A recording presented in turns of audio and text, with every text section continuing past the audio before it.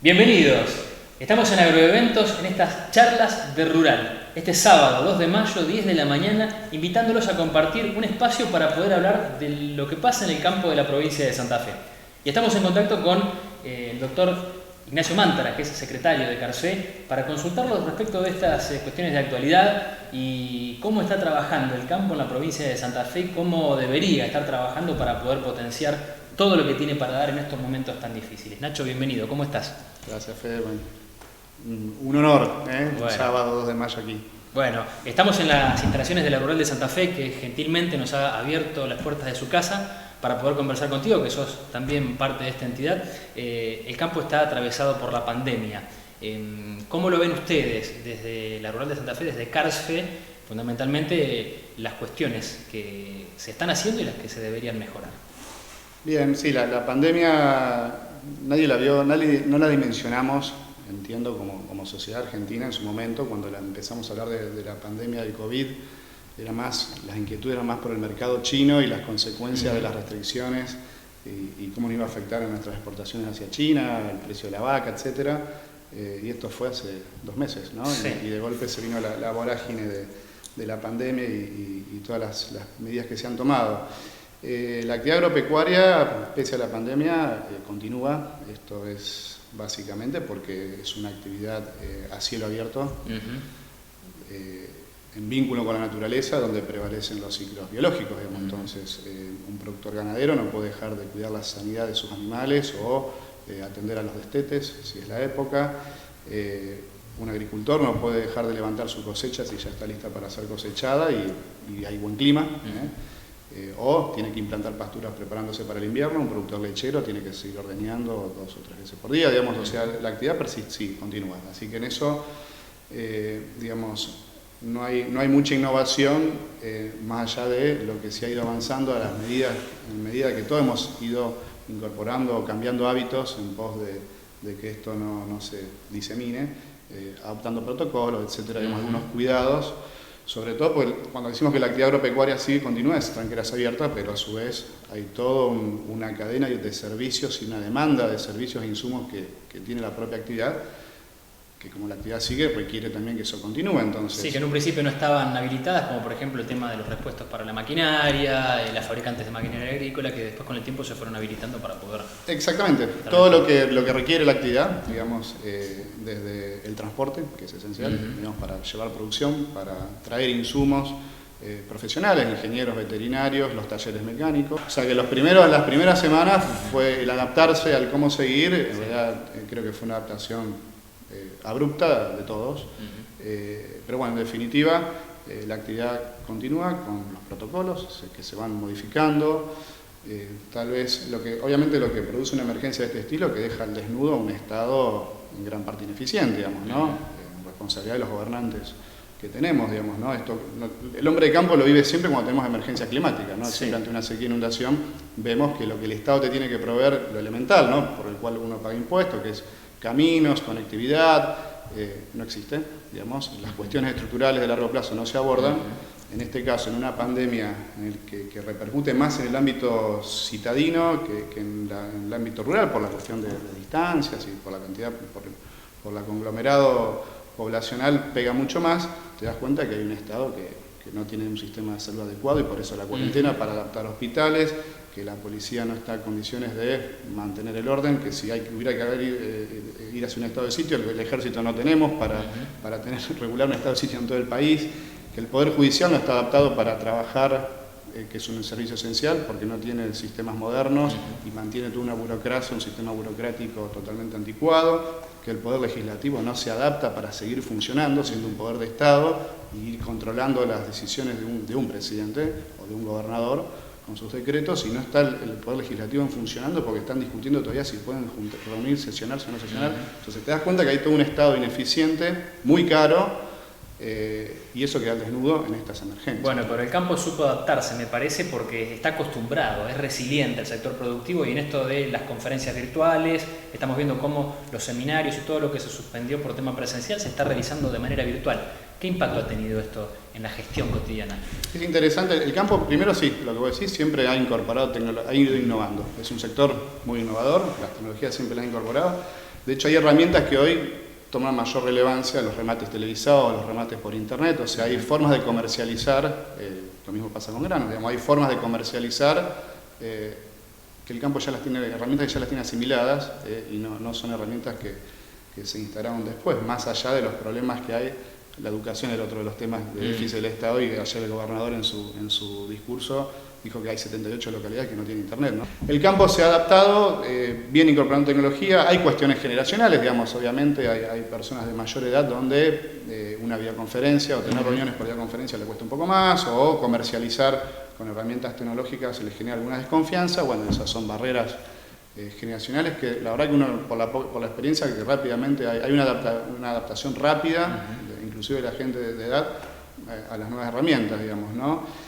Es un periodo de capacitaciones, la verdad, de videoconferencias, pocas actividades presenciales y hay que evitar todo lo que es presencial, pero la dinámica en definitiva es una dinámica adaptada, pero que no cesa, ¿no? Bien, Nacho, y las rurales en Santa Fe, a través de la asociación, ha puesto a disposición del gobierno de la provincia toda la infraestructura que tiene, que son más de 30 entidades distribuidas territorialmente en la provincia. Contame cómo ha sido este paso, cuáles son las localidades que ustedes ven, o las rurales que han abierto sus puertas y que estén trabajando para adaptarse a la pandemia y brindarse a la sociedad.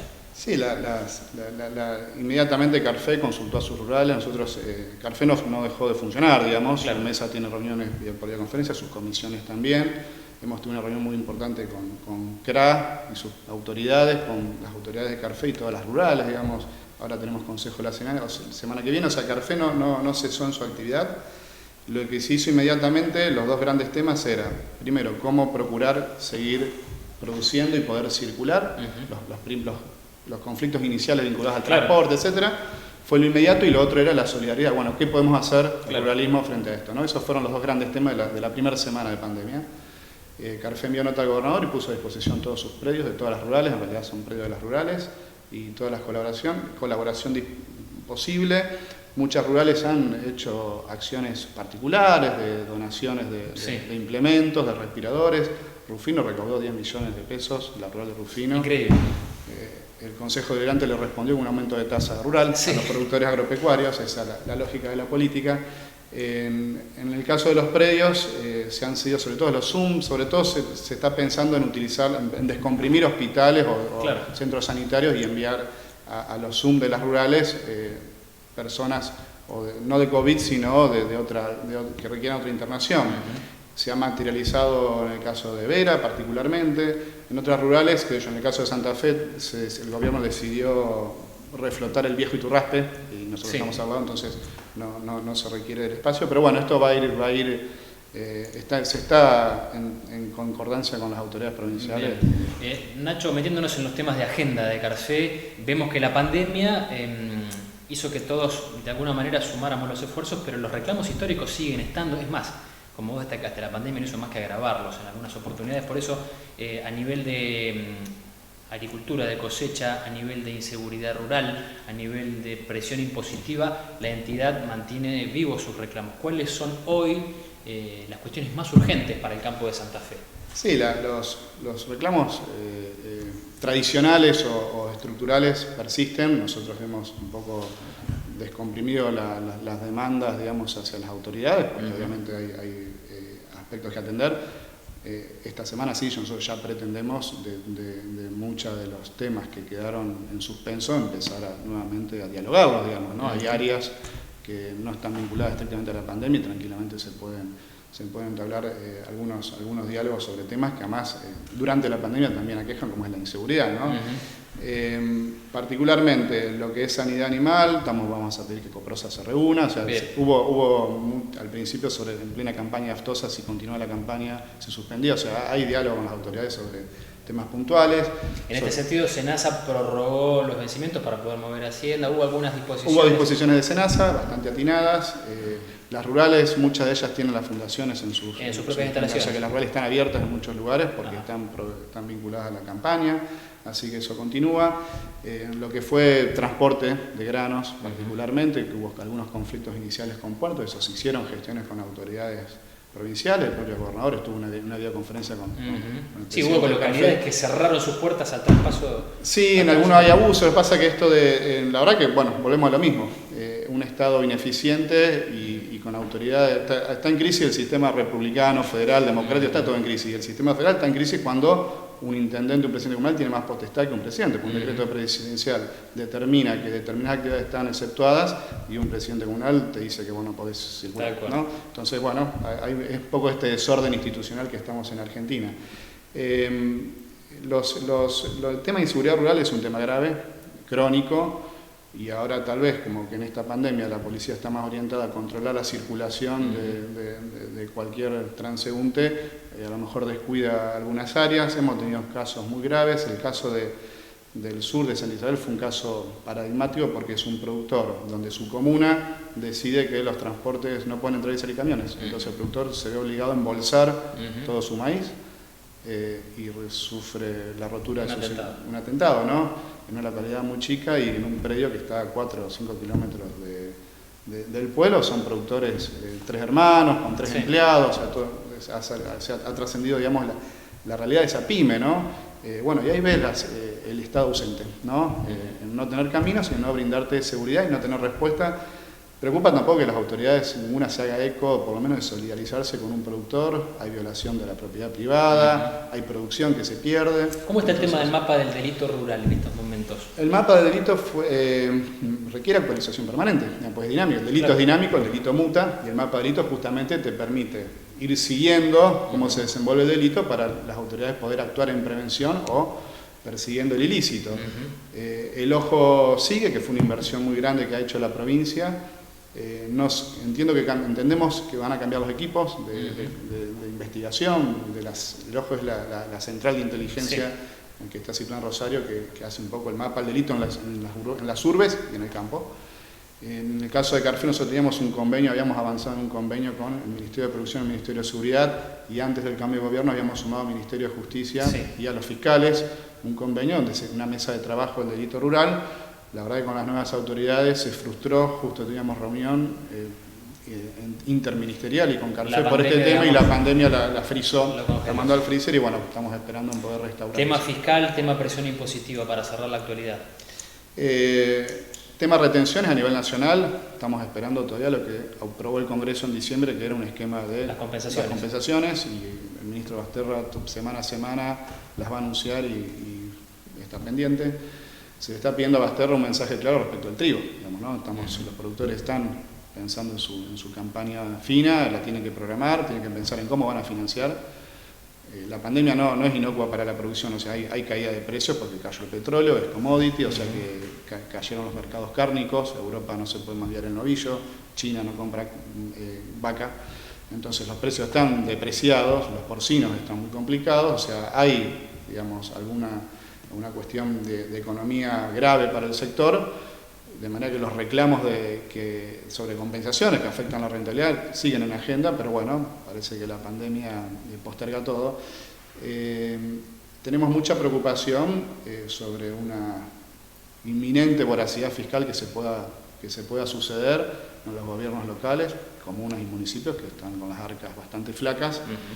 Y habitualmente lo que realizan, y ya está ocurriendo en muchas localidades, es aumento de tasa arbitrariamente, digamos, ¿no? Pasó en Saralegui, Villa Saralegui, que después volvieron marcha atrás. Ya mencioné el caso Rufino y se van a suceder sobre todo en el sur. Un presidente comunal lo primero que hace es aumento de tasa rural para el manotazo histórico. El manotazo histórico, ¿no? Entonces, aquel reclamo histórico en la emergencia se hace doble. Del otro lado tenés un golpe bajo que es, bueno, te lo disimulan y dicen es una contribución para la salud, digamos, ante el COVID. La verdad que es un golpe bajo, ¿no? Tal cual. Nacho, para cerrar, la entidad se sigue redefiniendo, rediseñando sus objetivos. Están planificando un evento muy importante para los fines de octubre en Santa Fe, en donde van a tratar de replantear un poco cuáles son los objetivos a nivel comunicacional, pero también a nivel del contacto del campo con la ciudad. Contame un poco qué es lo que están planificando. Sí, Carfe, institución de varias décadas, digamos, y que tiene representación y tiene todas sus roles en el territorio. Es una institución con mucha masa crítica, la verdad que una vez al mes nos reunimos en consejo, tiene 12 comisiones muy activas, hoy más activas que nunca, la verdad. y entendemos que tenemos que repensarnos como institución que representa a productores, y los productores también debemos repensarnos en nuestro rol en la comunidad. Entonces, habíamos pensado antes de la pandemia realizar un congreso en octubre para discutir internamente. Ahora estamos todos medios introspectivos, analizándolo hacia adentro. Con la pandemia entendemos que este congreso toma un aire más interesante, porque a su vez es analizarnos post-pandemia, el rol del campo y el rol del hombre de campo. Un poco es un congreso no técnico, obviamente no está dirigido a productores, sino a la comunidad. Es un poco evaluar y charlar entre los productores y hacia la comunidad cuál es nuestro rol, digamos, ¿no? Producimos alimentos, producimos fibras, energía, o sea, producimos bienes que el mundo demanda y que va a seguir demandando, y entiendo que después de la pandemia, cada vez más, somos el sector que más divisas genera para el país necesita dólares. Bueno, pero para la ciudad del campo no es todo eso. Claro, para el ciudadano común, la verdad que hay una visión tal vez distorsionada hacia los productores, hay mitos, hay motes que nos hemos ganado a veces y hemos ligado. Hay una cuestión ideológica en algunos aspectos, pero bueno, cuando se toman decisiones políticas, generalmente prevalecen esas visiones sobre la realidad del hombre de campo. Entonces, un poco es discutir eso.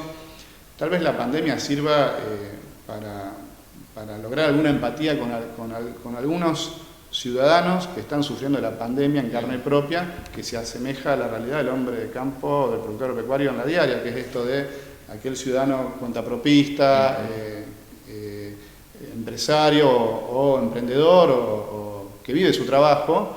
En esta pandemia se siente desamparado, ¿no? Pago impuestos, el Estado no me provee, no me soluciona y encima no me deja trabajar, y cómo afronto yo mis obligaciones. Bueno, ese escenario de ese segmento de la ciudadanía, en cierta medida, es lo que nos pasa a nosotros habitualmente cuando tenemos alguna emergencia de la que fuere. Hoy en día, la verdad que los que duermen tranquilos en plena pandemia es un funcionario público, un empleado del Poder Judicial o alguno que no trabaja y el Estado le genera recursos con algún plan, y el resto queda un poco con alguna incertidumbre, inclusive el propio empleado no sabe si va a poder tener su trabajo. Entonces, digamos, bueno, hay más similitudes que diferencias, ¿no? Sí, ni siquiera hay que hablar, somos ciudadanos, digamos, ¿no? Simplemente que desarrollamos nuestra actividad en un ámbito distinto del de la ciudad, ¿no? Ignacio Mántaras, te queremos agradecer haber sido el invitado de este comienzo de ciclo de agroeventos, de estas charlas de Rural, para que cuentes cuál es la visión de Carce respecto de la actualidad, de la pandemia. Me parece que quedó claro cuál es la mirada de la entidad. Ojalá que el campo a partir de ahora pueda consolidarse o demostrar la importancia que tiene no solo para Santa Fe, sino para todo el país. Gracias por ser nuestro invitado en este espacio del día de hoy. Gracias a vos, Federico. Gracias. Nosotros nos volvemos a encontrar en cualquier momento hablando de las cuestiones del campo de Santa Fe y de toda la gente.